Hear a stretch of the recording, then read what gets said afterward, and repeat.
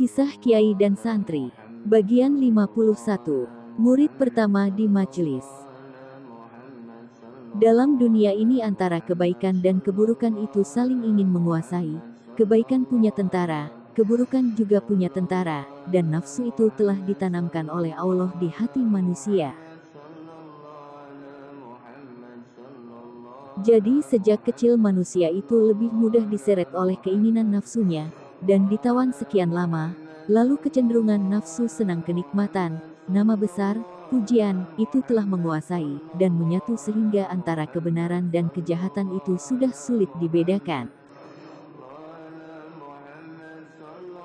Cenderung apa yang tidak menyenangkan nafsu maka dianggap suatu keburukan, sekalipun itu dari Allah. Sekian waktu hal itu menjadi keseharian dan membatu mengeraskan hati, maka ketika kebenaran datang, hati lebih suka dan lebih condong pada kejahiliahan. Karena kebenaran itu sama sekali tak menguntungkan nafsunya. Sah-sah saja manusia itu tak mau keluar dari nafsunya, dengan segala nikmat penjajahannya, dan boleh-boleh saja manusia itu mempertahankan kesalahan jalannya. Tapi maut akhirnya juga datang, malaikat maut itu tak mau disogok. Dibayar sekalipun uang dunia dikumpulkan selama ini diberikan, malaikat maut tetap akan mencabut nyawanya, dan malaikat maut ternyata anti sogok, dan jika setelah mati lalu menerima siksa, itu bukan salah siapa-siapa, apalagi salah Allah. Allah itu tak menzolimi hambanya, jika ditakdir buruk.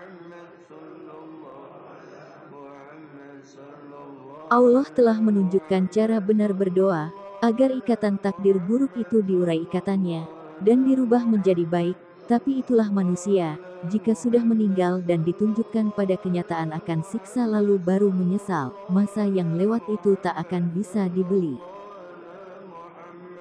Jika berbuat baik dan beramal baik menunggu nanti-nanti, maka kerugian itu pasti datang, maut itu pasti datang.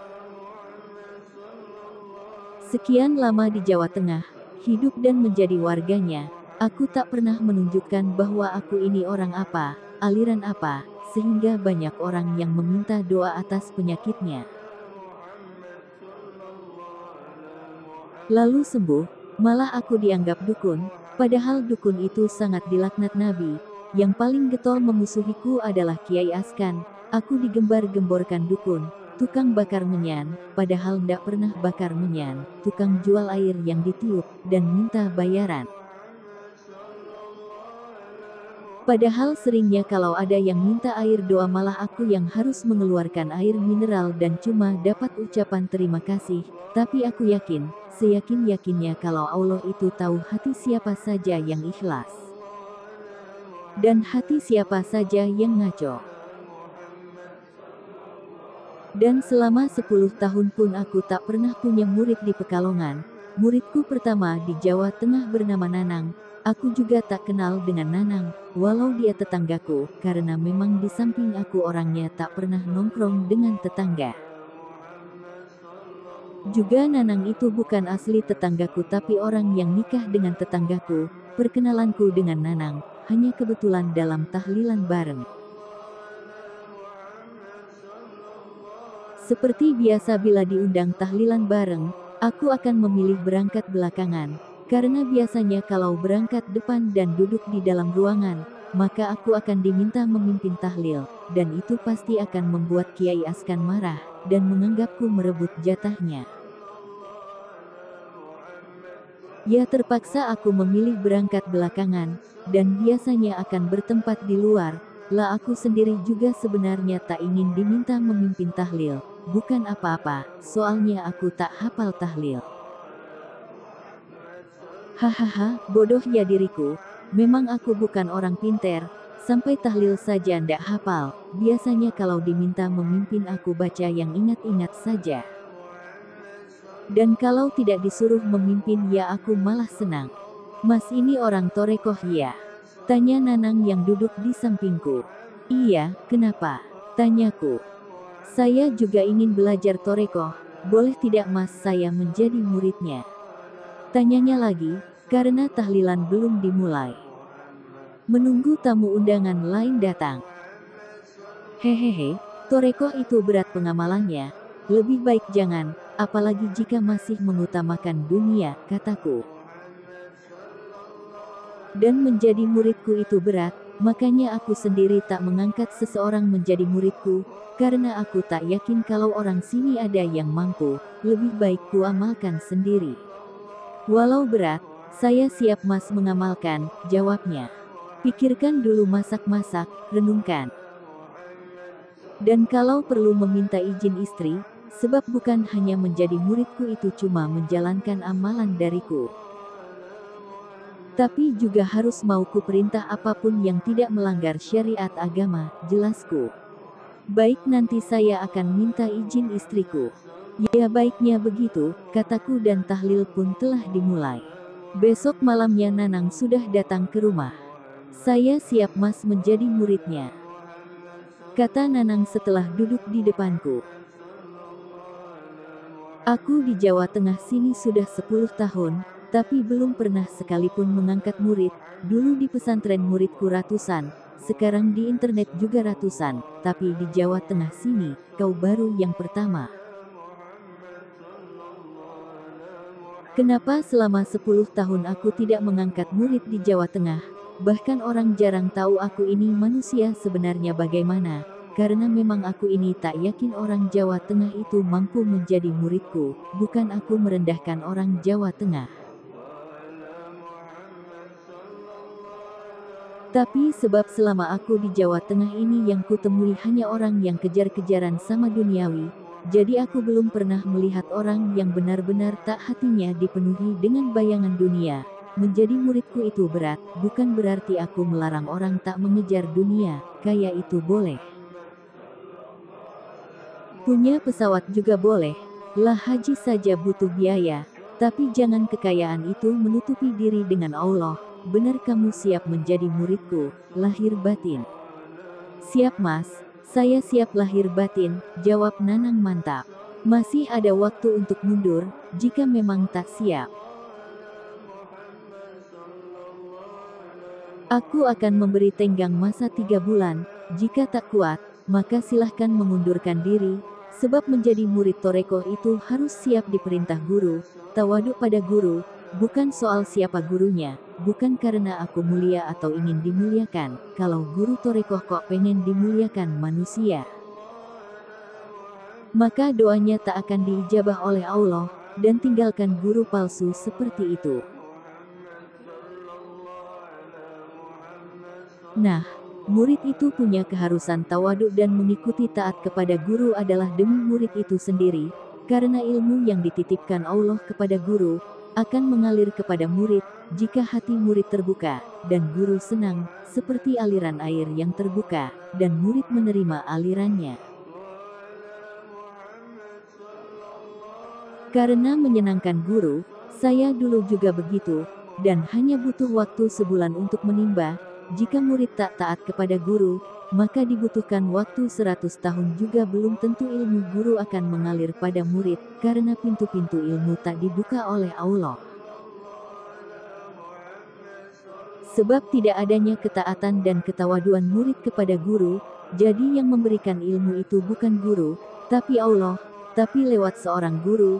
Ilmu torekoh itu berhubungan dengan hati dan seluk-beluknya. Seorang sekalipun tak menjalankan amalan puasa, zikir, tapi amat taat pada guru, maka ilmu juga dituangkan oleh Allah kepada murid itu, jadi ketaatan murid pada guru itu mutlak dibutuhkan. Tahu Imam Ghazali? Imam Ghazali itu mempunyai adik, yang tak mau sholat berjamaah menjadi makmumnya. Ya Imam Ghazali malu, karena dia seorang imam besar, kok adiknya sendiri tak mau menjadi makmumnya. Lalu Imam Ghazali meminta ibunya supaya membujuk adiknya agar mau menjadi makmumnya. Maka ibunya pun membujuk adiknya, dan adiknya pun mau menjadi makmumnya. Tapi di tengah sholat adiknya malah mufarokoh memisahkan diri dari sholat berjamaah. Ya jelas makin membuat Imam Ghazali makin malu, lalu menanyakan kepada adiknya kenapa kok mufarokoh. Adiknya menjawab karena di hati Imam Ghazali dipenuhi nanah dan darah, tak ada sama sekali cahaya ilahiyah. Imam Ghazali kaget, kok adiknya bisa tahu soal hati? Dia bertanya kepada adiknya, ilmu seperti itu belajar kepada kiai siapa? Dijawab adiknya ilmu itu belajar dari kiai kampung, maka Imam Ghazali pun ingin berguru kepada kiai kampung itu. Sampai di tempat kiai kampung itu dia mengutarakan maksudnya berguru, tapi sama kiai kampung itu ditegaskan kalau Imam Ghazali tak akan kuat berguru kepadanya. Tapi Imam Ghazali ngotot dan mengatakan kuat apapun syaratnya. Kiai kampung mengatakan syaratnya tak banyak, hanya satu taat dan tunduk kepada perintah guru, samina wa atona, mendengar dan mentaati. Imam Ghazali menyatakan sanggup dan siap menerima perintah. Lalu kiai kampung itu memerintah pada Imam Ghazali untuk menyapu jalan. Imam Ghazali pun siap, dan mengambil sapu. Kata imam kampung, siapa yang menyuruhmu menyapu jalan dengan sapu? Aku menyuruhmu menyapu jalan dengan jubah kebesaranmu. Imam Ghazali karena keinginan kuatnya menjadi murid. Dia melepas jubah kebesarannya lalu menyapu jalan dengan jubahnya, menghilangkan kehormatannya dan egonya sebagai seorang imam, lalu menyapu jalanan dan membersihkannya dengan jubahnya, baru berjalan beberapa meter. Sudah cukup, kata kiai kampung, kamu sudah cukup menjadi muridku dan menyerap semua ilmuku, sekarang kamu pulang. Maka Imam Ghazali pulang dan kemudian menemukan rahasia-rahasia hati dan mengarang kitab Ihya. Itu kisah Imam Ghazali, tak beda dengan kisah Nabi Khidir dan Nabi Musa. Jadi ketaatan murid kepada guru itu mutlak dan syarat utama dibutuhkan seorang murid kepada guru, sekalipun dalam lahirnya kedudukan murid anak presiden atau kaisar dan seorang gurunya seorang pengemis yang rumah saja tak punya, maka jika ilmu ingin didapat harus taat pada guru. Jika tidak taat maka jangan harap 1000 tahun akan mendapat ilmu, sebab Allah menutup sumber-sumber ilmu itu, la ilma lana illa ma'alam tanah. Jadi semua ilmu ilahiyah itu dari Allah, seorang guru ditaati itu bukan jasad lahirnya. Tapi karena seorang guru menjadi guru torekoh itu diangkat oleh Allah, dipilih dan karena seorang guru itu seperti orang yang pernah melewati jalan, dan seorang murid akan melewati jalan yang sama, dan guru yang pernah melewati jalan itu lalu memberi petunjuk, agar murid tak salah jalan. Nah aku sudah menjelaskan panjang lebar, jika siap menjadi murid, apa kamu siap taat? Tanyaku. Ya saya taat, jawab Nanang. Lalu aku memberikan Nanang amalan dan menjelaskan cara pengamalannya. Beberapa hari Nanang menjalankan puasa. Dia datang ke rumahku. Ada apa? Tanyaku. Anu mas saya ingin cerita, pertama menjalankan puasa, saya pas jalan sama anak saya pakai motor, lalu di jalan pas berhenti untuk beli sesuatu, ada seseorang berjenggot panjang, mendekatiku dan mengatakan, wahai kekasih kecil, taatlah pada gurumu. Dia menepuk-nepuk pundakku, aku diam saja dan heran, orangnya kurus dan jenggotnya putih sedada panjangnya. Lalu pas saya di jalan ada seorang gembel yang sepertinya gila, dia mendekatiku, dan mengatakan, ya Habibi, kau seperti bambu kecil yang masih kecil, taatlah pada gurumu. Kau akan menjadi bambu besar yang banyak manfaatnya, cerita Nanang. Itu siapa mas? Itu para wali Allah yang menyamar, sudah tak usah dihiraukan, lanjutkan saja amaliyahmu dengan ikhlas, kataku. Beberapa hari Nanang datang lagi, maaf mas, saya kan punya saudara, saudaraku itu orang yang mengobati orang dengan bantuan jin. Biasanya dia mengobati orang harus makan menyan atau kembang, kemarin kan saya main ke rumahnya, kok dia kepanasan kalau aku mendekat, malah sekarang saya tidak boleh ke rumahnya karena dia kepanasan, itu kenapa? Ya jelas kepanasan. Antara ilmu dari Saitan sama ilmu dari Allah kan berseberangan. Jadi itu tak apa-apa. Tak apa-apa, lanjutkan saja menjalankan amaliyah. Oh ya, besok aku dimintai bantuan mengecat masjid. Kamu ikut, aku mengecatnya setelah sholat Isya. Sampai jam sebelum sholat subuh. Iya mas, saya siap. Malamnya aku dan Nanang selepas Isya, mengecat masjid dengan kompresor, sampai waktu mendekati subuh, berhari-hari ku jalani, sambil melatih keikhlasannya Nanang. Sementara orang-orang melihat kami seakan kami orang gajian. Nang, kamu harus ikhlas, lepas, los, walau ndak ada yang bayar, walau tak ada yang bantu, malah lebih baik, sebab kita borong kita sendiri pahalanya, selama masjid ini berdiri, dan dipakai sholat. Kita akan selalu mendapat bagian tersendiri, jelasku. Iya mas, saya ikut saja apa kata mas, jawab Nanang. Tapi saya kalau jam 12 malam tidur sebentar ya mas, soalnya besok kerja di sekolah jadi ngantuk. Oh kamu itu kerjanya di sekolah tuh? Tanyaku sambil naik turun setegar. Iya mas, kerja jadi guru. Bukan mas, saya cuma tuh. Wah muridku hanya seorang tuh. Sudah nanti kamu jadi penasehat sekolah saja, kataku. Hahaha, ya ndak level tuh mas, wong saya sekolah saja cuma sampai sanawiyah, tak mungkin itu. Loh kamu ndak percaya? Hehehe, Nanang cuma ketawa. Begini saja, kamu pegang ucapanku, setengah tahun lagi kamu jadi penasehat sekolah. Kalau tak jadi penasehat sekolah, sudah kamu anggap saja aku ini orang yang cuma asbun alias asal bunyi, tak bisa dipegang ucapannya.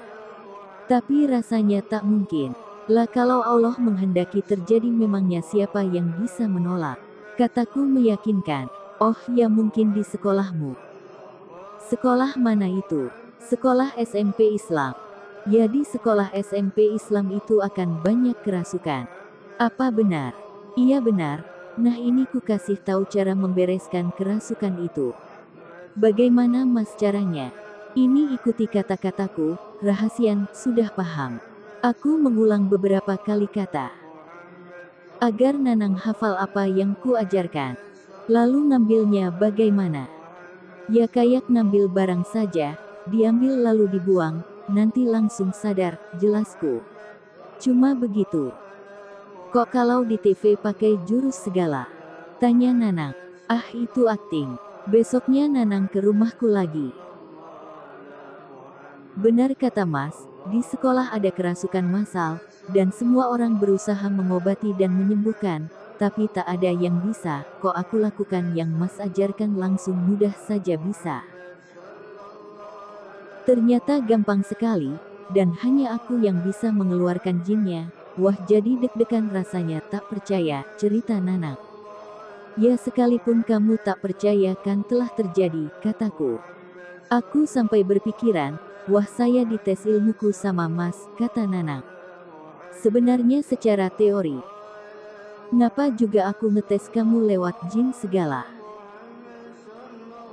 Tapi mas, guru yang lain, malah ada yang berpendapat, kalau aku memakai ilmu jin, soalnya tak ada yang sanggup mengeluarkan kecuali aku sendiri, jadi aku dikira memakai jin, bagaimana ini mas? Ya biarkan saja, yang penting kamu kan tidak melakukan. Sudah lakukan saja penolongan. Iya mas, saya siap. Saya juga heran, padahal di tempat saya kan banyak guru yang mempunyai kelebihan, kayak guru silat juga ada. Muridnya Habib Lutfi juga ada tapi kok ndak bisa mengeluarkan jin yang merasuk ya. Jangan sombong. Baru bisa seperti itu sudah sombong, manusia itu tak ada kekuatan sama sekali, kecuali Allah mengizinkan dan menganugerahi punya kekuatan. Maaf mas, saya hanya merasa aneh saja. Sudah lakukan saja petunjuk yang kuberikan. Dan kerasukan itu akan masih berlanjut. Siap mas. Begitulah Nanang kemudian perlahan tapi pasti kemudian menjadi kepercayaan sekolah. Dia mulai tidak diperintah apa-apa, hanya menjaga sekolah kalau ada apa-apa. Setengah tahun sudah berlalu, dan Nanang menghadap kepadaku. Saya sudah diangkat menjadi penasehat sekolah Mas, terima kasih atas doanya. Hehehe, bagaimana sekarang percaya? Ya saya percaya Mas. Semua guru ingin mengikuti pengajian di majelis, boleh tidak? Nanti saja, kalau aku bilang boleh. Baru boleh ke sini. Semua kalau ingin sowan ke sini boleh. Jangan, nanti saja, aku masih menjalankan amalan, tak mau repot disibukkan tamu. Baik Mas. Jika seseorang itu telah dianugerahi oleh Allah, suatu anugerah maka orang lain tak akan bisa memiliki anugerah itu. Dan Allah amat tahu siapa-siapa yang pantas menerima anugerah. Ingat apapun yang di luar kebiasaan, atau khorikul adat, yang berupa kelebihan dan kebisaan tertentu, bisa saja itu bukan dari Allah. Yang dari Allah itu bisa saja mukjizat yang diberikan kepada Nabi. Dan Nabi terakhir adalah Nabi Muhammad SAW, dan ada yang diberikan kepada wali, namanya karomah, lalu diberikan kepada orang yang bertakwa, dinamakan maunah, atau pertolongan Allah. Ada juga istidroj atau pengelulu, kelebihan yang diberikan kepada orang yang suka maksiat, masih ada lagi. Ada wali Allah, ada wali syaitan. Wali Allah adalah orang yang punya karomah, dan orangnya juga tekun menjalankan laku ibadah, dan wali syaitan adalah orang yang mengajak pada kesesatan. Tapi mempunyai kelebihan yang di luar nalar. Ada juga ilmu dan kelebihan seseorang karena menjalankan ilmu hikmah, kesaktian, atau ilmu karuhun, atau kejawen. Setiap amalan dan ilmu itu pasti ada efek baik, tapi juga ada efek buruk, termasuk kejawen. Dan ilmu yang ada unsur khodamnya. Bersambung. Bagian 52.